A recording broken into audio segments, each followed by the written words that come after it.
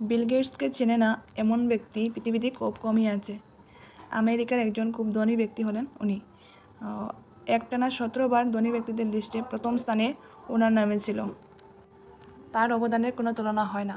বর্তমান সময়ে তার সম্পত্তির পরিমাণ প্রায় $108 বিলিয়ন। বুঝতেই পারছেন বিল গেটস কতটা ধনী আর কতটা প্রতিভাব সম্পন্ন মানুষ এবং একজন সফল ব্যক্তি উনি। তো আজকের ভিডিওতে বিল গেটসের দেওয়া এমন 7টি উপদেশের কথা আমরা আলোচনা করব, যেগুলো আপনাকে ধনী হতে এবং সফল হতে সাহায্য করবে। চলো তাহলে আমরা এই বিষয়ে একটু আলোচনা করি।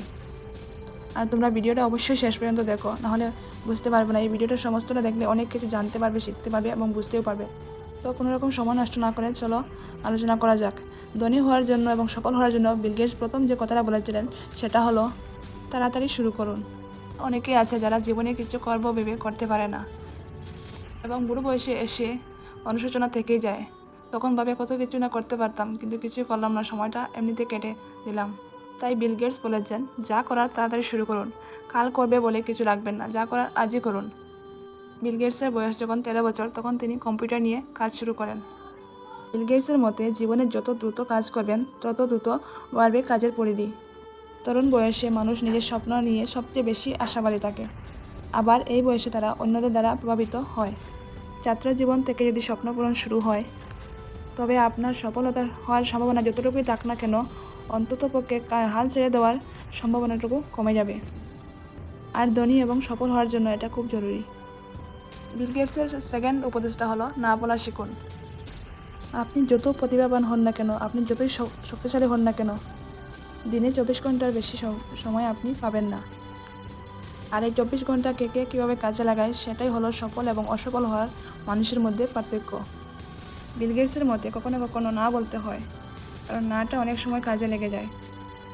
তাই না বলা শিখুন। এমন অনেক কিছু আছে যা আপনার জন্য প্রয়োজন নয়, কিন্তু এগুলির ক্ষেত্রে যদি আপনি হ্যাঁ বলে দেন, তাহলে আপনার সময় নষ্ট হবে। তাই নিজের মূল্যবান সময়কে বাঁচানোর জন্য, সঠিক কাজে লাগানোর জন্য আপনাকে না বলা শিখতে হবে, এবং না বলা শিখে আপনি সঠিকভাবে সময়ের ব্যবহার করা শিখতে হবে। ধনী এবং সফল হওয়ার ক্ষেত্রে বিল গেটস তৃতীয় যে উপদেশ দিয়েছেন সেটা হলো, আপনাকে কঠোর পরিশ্রম করতে হবে। যে কোনো বড় সাফল্যের পেছনে থাকে দিনরাত কঠোর পরিশ্রম। তাই জীবনে যদি সফল হতে চান, তাহলে পরিশ্রম তো আপনাকে করতেই হবে, তাই না? কারণ সাকসেসের ফর্মুলাটা হলো 1% লাভ, 1% ট্যালেন্ট প্লাস 88% হার্ডওয়ার্ক। তাই আপনি ট্যালেন্টেড হন বা না হন, সফল হওয়ার জন্য, ধনী হওয়ার জন্য আপনাকে কঠোর পরিশ্রম করে যেতেই হবে। পরিশ্রম করলে তবেই আপনি সফল হতে পারবেন। বিল গেটসের 4 নম্বর উপদেশটা হলো, নিজের কাজ নিজে উপভোগ করুন।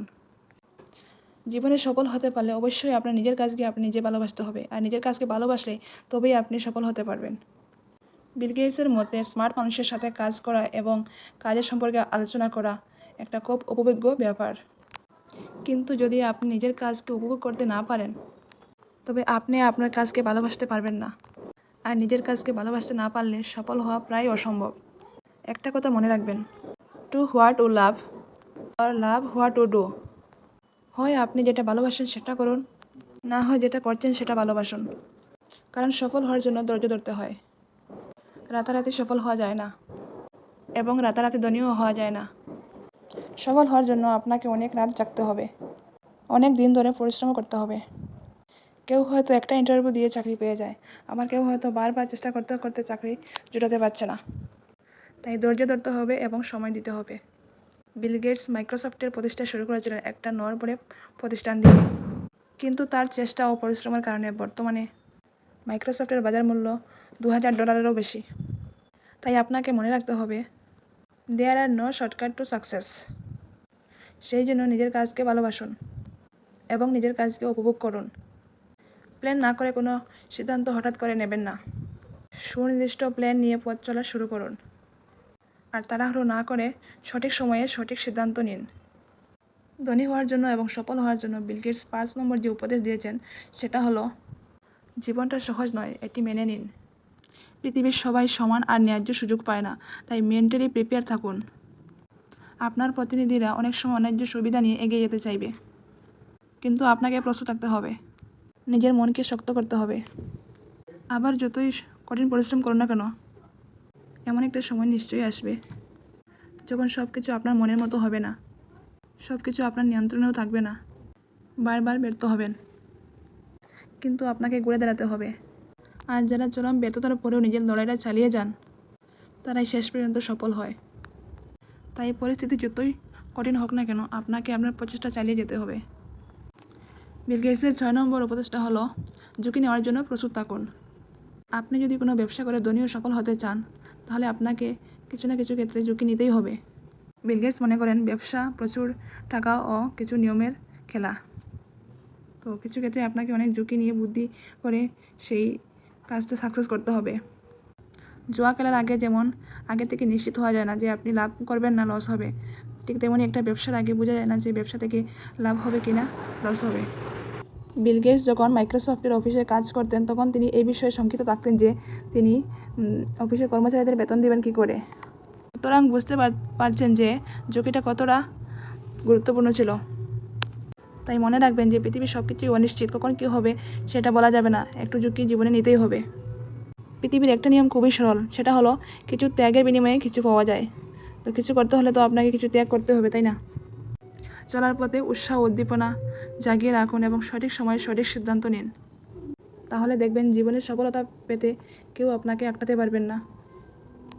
ধনী ও সফল হওয়ার জন্য বিল গেটস 7 নম্বর যে উপদেশটা দিয়েছেন, আর বিল গেটসের 7 নম্বর উপদেশটি হলো যে যত দ্রুত সম্ভব নিজের বস হন। কাজ ফেলে রাখবেন না, যে কাজ করেন না কেন আজ করব কাল করব ভেবে ফেলে রাখবেন না। কাজটা তাড়াতাড়ি শুরু করুন এবং যে কাজটি আপনি করবেন সেই কাজটার ব্যাপারে ভালো করে জেনে সিদ্ধান্ত নিয়ে সেই বিষয়ে স্টাডি করে তারপরে সিদ্ধান্ত নিয়ে কাজটা শুরু করুন। কাজটা ফেলে রাখলে আর করা হবে না। আর হ্যাঁ, একটা কথা মনে রাখবেন, আপনার ধনী হওয়া বা সফল একজন ব্যক্তি হওয়ার বর্তমান পরিশ্রমের উপর নির্ভর করবে। তাই আপনাকে পরিশ্রম করতে হবে এবং মন দিয়ে কাজ করতে হবে, তবেই আপনি জীবনে একজন সাকসেসফুল ব্যক্তি হতে পারবেন।